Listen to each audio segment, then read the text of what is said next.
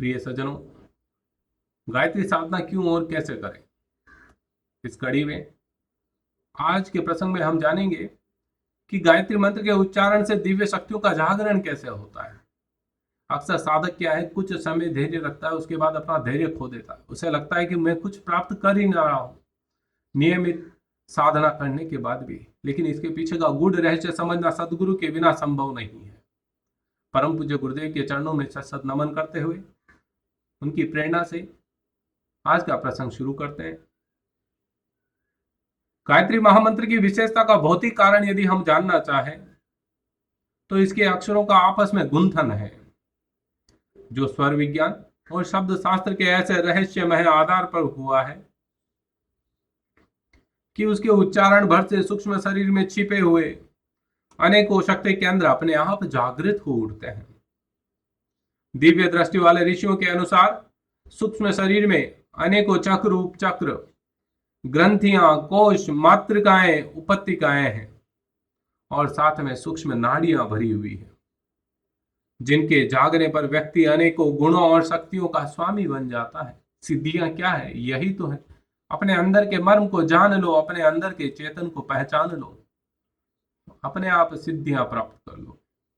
गायत्री मंत्र के 24 अक्षरों के उच्चारण से मुख, औष्ठ, कंठ, तालु, मुर्दा आदि पर जो दबाव पड़ता है, उसके कारण ये केंद्र वीणा की तार की तरह क्या करते हैं?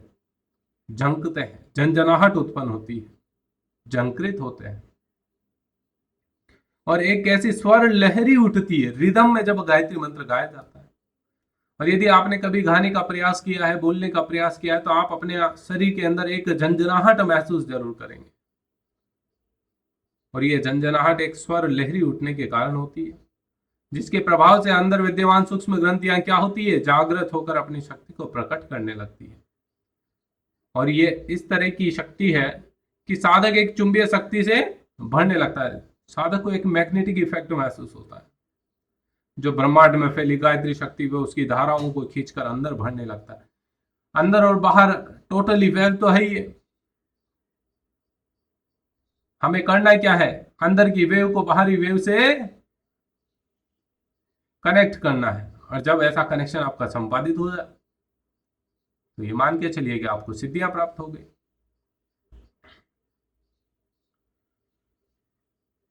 गायत्री की शक्ति तरंगे रेडियो व दूरदर्शन प्रसारण की विद्युत चुंबकीय धाराओं की तरह आकाश में फैली हुई है। ये ध्यान रखिएगा, हमने आदि शक्ति कहा है, देव माता कहा है, विश्व माता कहा है, वेद माता कहा है। ऐसा केवल मां गायत्री के बारे में ही क्यों कहा गया? कुछ तो गूढ़ रहस्य इसमें छिपा है ना। गायत्री मंत्र के उच्चारण से उत्पन्न चुंबकत्व साधक के मन को उस स्तर पर ट्यून कर देता है, कनेक्शन फिट कर देता है कि उनसे संपर्क जुड़ जाता है बाहरी वेव के साथ। इस तरह जो काम योगी, संत, महात्मा कठोर तप साधनाओं द्वारा लंबे समय में पूरा नहीं कर पाते, वही काम गायत्री के जप द्वारा क्या हो जाता है? बहुत आसानी से संपन्न हो जाता है। किसी भी जप साधना के लिए सबसे महत्वपूर्ण होता है आपको निर्मल होना। जब तक आप निर्मल नहीं, कितने ही कठोर तप कर लीजिए, कुछ हासिल होने वाला नहीं। गायत्री मंत्र की शब्द शक्ति के साथ जब व्यक्ति की साधना द्वारा शुद्ध की हुई सूक्ष्म प्रकृति, उसका नेक इरादा, श्रेष्ठ सोच भी मिल जाती है, तो ये दोनों कारण गायत्री शक्ति को एक ऐसी बलवती बनाते हैं कि यह साधकों के लिए देवी वरदान सिद्ध होती है। गायत्री मंत्र को और भी शक्तिशाली बनाने वाला कारण साधक ही श्रद्धा और विश्वास है। यह बात गुरुदेव ने ही कहा है, श्रद्धा और विश्वास होना चाहिए साधक को, चाहे वह गुरु हो, चाहे उसका इष्ट हो, चाहे परमात्मा हो। किसी के प्रति भी व्यक्ति को सबसे पहले श्रद्धावान बनना पड़ेगा, दूसरा उसके ऊपर विश्वास करना पड़ेगा। हॉस्पिटल में जाते हैं, बीमार हो गए, डॉक्टर के पास गए, डॉक्टर से कभी उसका सर्टिफिकेट मांगते हैं? नहीं। जाकर उस पर विश्वास करते हैं ना, चाहे वो सर्टिफिकेट फर्जी हो, भले कुछ भी हो, लेकिन विश्वास करते हैं ना कि डॉक्टर है और डॉक्टर के पास आ गया हूं, मैं ठीक हो जाऊंगा। ठीक उसी प्रकार से जब साधना में उतरते हो तो धैर्य होना चाहिए, श्रद्धा होनी चाहिए, विश्वास होना चाहिए कि अब मैं इनके शरण में आ गया हूं, अब मेरा कल्याण होगा। देर से हो लेकिन होगा जरूर। विश्वास बना के रखना पड़ेगा। विश्वास की शक्ति से सभी परिचित हैं। भाई ये हमारा एक विश्वास ही तो होता है कि झाड़ी को हम क्या समझ लेते हैं, अंधेरे में भूत, अंधेरे में लटकती हुई रस्सी को सांप समझ बैठते हैं। और ये विश्वास और श्रद्धा नहीं तो क्या है, पत्थर को देवता बना देते हैं। ये सारी विश्वास की क्षमता है, श्रद्धा की बात है। श्रद्धा और विश्वास के दम पर ही तो एक पत्थर मंदिर में पूजाया जाता है, देवात्मा के स्वरूप में, भगवान के रूप में। रामायण में तुलसीदास जी ने श्रद्धा और विश्वास, इनकी तुलना भवानी और शंकर से करी है। अतः गायत्री साधक जब श्रद्धा और विश्वास पूर्वक साधना करता है तो शब्द शक्ति और नेक इरादे से जुड़ा गायत्री साधना का प्रभाव और भी बढ़ जाता है, और यह एक अद्भुत शक्ति सिद्धि के रूप में उभर के आती है। गायत्री 3 गुणों वाली शक्ति है, ध्यान रखिएगा। माता गायत्री 3 गुणों वाली शक्ति है। ह्रीं श्रीं क्लीं। क्या है भाई? ह्रीं अर्थात सद्बुद्धि, श्रीं अर्थात समृद्धि, क्लीं अर्थात शक्ति प्रदान। इसकी 3 विशेष धाराएं हैं। इन्हें गंगा यमुना सरस्वती का त्रिवेणी संगम भी कहा जाता है। देव शक्तियों से जोड़ने पर इन्हें सरस्वती, माँ लक्ष्मी, माँ काली और ब्रह्मा विष्णु महेश के रूप में जाना जाता है।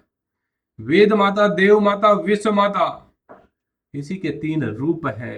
ये है माँ गायत्री। गायत्री साधना से जब साधक के मन, बुद्धि और भावना, ये त्रिवेणी है, इसमें स्नान करते हैं, स्नान करने का अवसर मिलता है, तो उस साधक का कायाकल्प हो जाता है। मनुष्य के जीवन में 3 ही चीजें तो बदलनी होती है, मन अपना, अपनी बुद्धि और अपनी भावनाएं। इसी से व्यक्ति का चरित्र बदल जाता है, व्यक्ति का भविष्य बदल जाता है। लेकिन हम ये तीनों चीजें नहीं कर पाते। कहा जाता है कि मन की गति बड़ी तीव्र होती है, उस पर संयम करना बड़ा मुश्किल होता है। जिसने संयम कर लिया वो विजेता बन गया। बुद्धि, सद्बुद्धि और दुर्बुद्धि होती है। दुर्बुद्धि बड़ी तीक्ष्ण होती है, वो तंत्र विद्या की तरह आप पर प्रभावशाली होती है, आपको अच्छा सोचने नहीं देती। जरूरत है उस दुर्बुद्धि को दबा के रखना, ऊपर उठने नहीं देना। नहीं, मैं तेरी बात नहीं मानने वाला। और भावनाएं, किसी के अहित करने की भावना नहीं रखकर विश्व कल्याण की भावना रखिए। यही तो आदिशक्ति माँ गायत्री के मंत्रों से हमें पता चलता है। तो साथियों, प्रिय सज्जनों, गायत्री मंत्र का उच्चारण ओम भूर्भुवः स्वः तत्सवितुर्वरेण्यं भर्गो देवस्य धीमहि धियो यो नः प्रचोदयात्। इस 24 अक्षरी मंत्र का प्रतिदिन 11 या फिर 24 बार आप उच्चारण अवश्य करें, और करके देखिए, यकीनन आपको इसका फल अवश्य मिलेगा। यदि आपको ये प्रसंग पसंद आया है तो अपने परिवारजनों के साथ इसे जरूर साझा करिए, और परम पूज्य गुरुदेव का स्मरण करते हुए नीचे कमेंट बॉक्स में जय श्री राम अवश्य लिखें। जय श्री राम।